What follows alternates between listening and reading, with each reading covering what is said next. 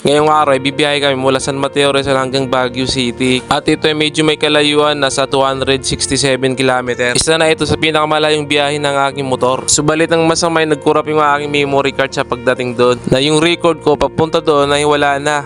Kaya nasasayangan ako sa mga record ko pagdating doon, wala na mga idol. At andito na tayo sa may Tarlac Arco, na kung saan mabuti napakapag-record ako sa gamit aking cellphone. Kaya shoutout kay Harry Motovlog, nagpapasalamat kami dahil sa malayong biyahe namin.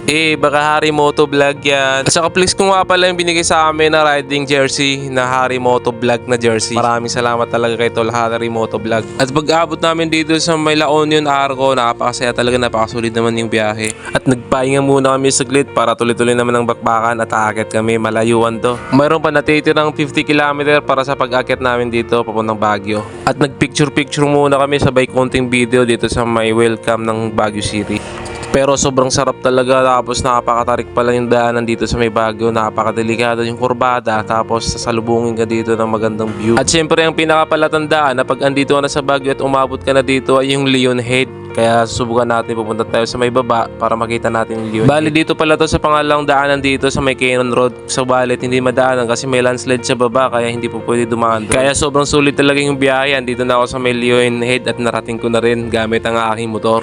At hindi tayo nagtagal dyan at umakit naman tayo ulit, papunta na tayo ng Mines View. At andun pala yung mga kabayo na nakikita natin lagi sa mga post. Na dito ay pwede ka rin magpicture gamit ang mga katutubong damit. At pagkatapos namin dyan, dumiretso kami dito sa may pinaka-view deck, na kung saan dito tanaw na tanaw mo yung buong Baguio. Dahil sa sobrang taas ng lugar, napakasarap talaga dito tumambay, tapos napakalamig pa. Sa mga oras na yan, hindi ko na maituro kung saan kami galing. Dahil sa sobrang taas, napapalibutan ng puro bundukin.